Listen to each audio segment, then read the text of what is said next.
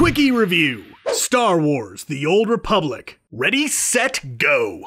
Okay, so let's start this off with a little bit of a disclaimer. I've actually been playing The Old Republic off and on since the game initially launched back in 2011. But for the sake of this video, I wanted to know if it is worth it to start playing the game in 2020. You know, how is the newbie experience? So to that end, I started a new, fresh, free-to-play account and played multiple characters up to about level 20-ish, just to get a feel for what someone who has never played the game may experience. That's a bit of a bumpy road, but on the whole, not too bad a one to go down. Now, if you've never played The Old Republic, the game is basically World of Warcraft with a coat of Star Wars themed paint. At least gameplay-wise, that's the case. You start off by picking a race and class, which, by the way, free-to-play players are limited to only 3 races, which is kind of a bummer, especially because 2 of them, humans and cyborgs, are basically the same thing. Still though, in the long run that doesn't really matter, but it's certainly a downer. You then jump into the world and spam abilities on your action bar until things die. Where The Old Republic differentiates itself from Blizzard's MMO is in its storytelling. As a sort of pseudo-sequel to the Knights of the Old Republic games, this game has a large focus on its story. Each class has its own individual storyline. Each is fully voiced and complete with your typical BioWare morality-based choice system. And luckily, even free-to-play players have access to all of that, at least the base game storylines. If you want to go beyond that, you have to buy the expansions, whereas subscribers get the expansions for free. That being said, there are effectively 8 full games here for you to play through. No one can really say that there isn't content here. Even without the expansion packs, there's a lot to do.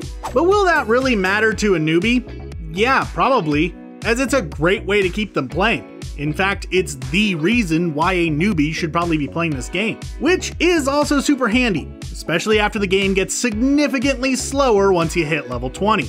You see, The Old Republic is a game that still offers a subscription plan. It's less of a free-to-play game with microtransactions and more a subscription-based game that features a free-to-play model. And they needed a way to incentivize people to go that route instead of just staying free-to-play. So how did they go about doing that? Well, by not only limiting your access to certain features, like being able to use high-end gear, which really sucks once you get to the end game, but also slowing down the rate at which you gain experience. So if you aren't subscribed, you'll just straight up level slower.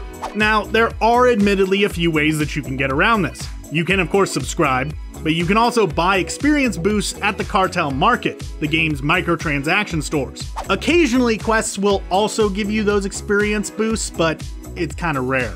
Within the Cartel Market, you can also buy access to features piecemeal that you don't have access to as a free-to-play user normally. So if you want access to more races, you can buy the races that you want to play individually, and they'll be unlocked for you.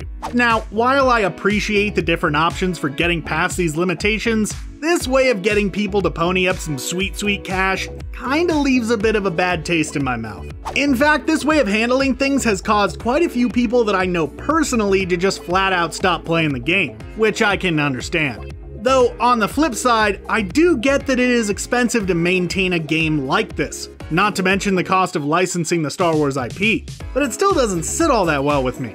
It's one thing to limit access to PvP battlegrounds or the ability to customize the look of your gear, but slowing the experience gain is just going a bit too far in my opinion. That being said, outside of the whole microtransaction situation, I actually think this game is worth checking out. Now, the gameplay isn't exactly earth-shattering. As I said, it's basically identical to World of Warcraft. But the storylines are, on the whole, pretty great. And on top of that, the community for the game is rather friendly and actually pretty active.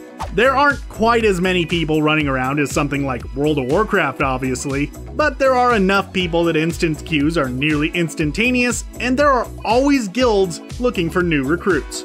So hey, if you want to play a more traditional style MMO, or just want to get through some Star Wars stories that don't suck, The Old Republic is worth checking out, even for newbies. Maybe just stay away from the Cartel Market though. I give Star Wars: The Old Republic a 3 out of 5. Have you played The Old Republic? If you have, what do you think about it? Would you recommend it to newbies? Let me know your thoughts down in the comments below, and while you're down there, why not consider subscribing to the channel and ringing that little bell thingy? It really helps me out. Thanks for watching, and have a good one.